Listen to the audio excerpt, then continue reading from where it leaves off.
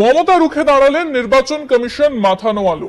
বিহারের ভোটার তালিকার সংশোধনের স্পেশাল ইন্টেন্সিভ রিভিশন বিরোধিতায় সুর চড়িয়েছিলেন বাংলার মুখ্যমন্ত্রী মমতা বন্দ্যোপাধ্যায়।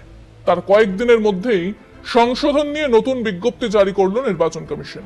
বিহারের ভোটার তালিকায় সার্বিক সংশোধনের জন্য বেশ কিছু নির্দেশিকা জারি করা হলো।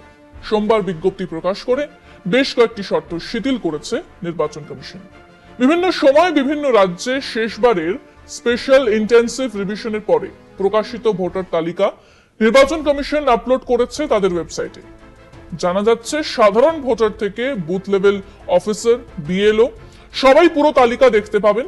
কারণ নাম ওই ভোটার তালিকায় থাকলে তাদের আর স্পেশাল ইন্টেন্সিভ রিভিশনের যাচাইয়ের সময় জন্মস্থান বা জন্ম তারিখ বা অন্য কোনো নথি জমা দিতে হবে না। যাদের নাম নেই তাদের ক্ষেত্রেও কমিশন একই রকম নির্দেশ দিয়েছে। সেক্ষেত্রে বাবা মায়ের জন্মস্থান বা জন্ম তারিখ সংক্রান্ত নথির কোনো একটাও যদি না থাকে তাহলেও সমস্যা হবে না। নিজের না থাকলেও ওই ভোটার তালিকায় বাবা মায়ের নাম থাকলেও তা প্রামাণ্য নথি হিসেবেই বিবেচিত হবে। এর আগে কমিশন 1987 সালের 1 জুলাইয়ের আগে যারা জন্মেছেন তাদের জন্ম তারিখ বা জন্মস্থানের যাচাইয়ের জন্য 11টি নথির কোনো একটা চাওয়ার প্রস্তাব রেখেছিল। 1987 সালের 1 জুলাই থেকে 2004 সালের 2রা ডিসেম্বরের মধ্যে যাদের জন্ম তাদের জন্ম তারিখ অথবা জন্মস্থানের প্রমাণস্বরূপ একটা নথি এবং তাদের বাবা কিংবা মায়ের জন্ম তারিখ অথবা জন্মস্থানের প্রমাণ চাওয়া হয়।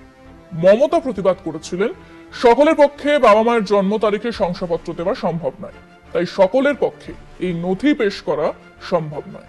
নির্বাচন কমিশনের যুক্তি ছিল বিহারে ভোটার তালিকায় নিবিড় সমীক্ষার স্বার্থে বাবা মায়ের জন্ম টিকুচি জমা আবশ্যিক।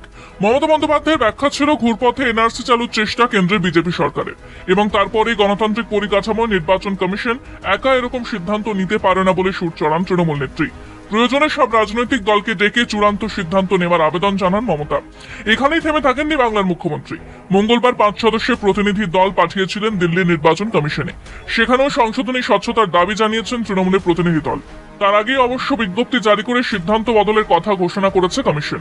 নয়া বিজ্ঞপ্তি মোতাবেক 2003 সালে বিহারের ভোটার তালিকায় শেষবার যে সার্বিক পরিমার্জন করা হয়েছিল তাতে যে 4,96,00,000 নাম ছিল তাদের কাউকে নতুন করে প্রামাণ্য তথ্য পেশ করতে হবে না, দিতে হবে না তাদের বাবা মায়ের জন্ম টিকুচিও। কমিশনের সিদ্ধান্ত বদলে দিনের শেষে মমতারই জয় দেখছে তৃণমূল।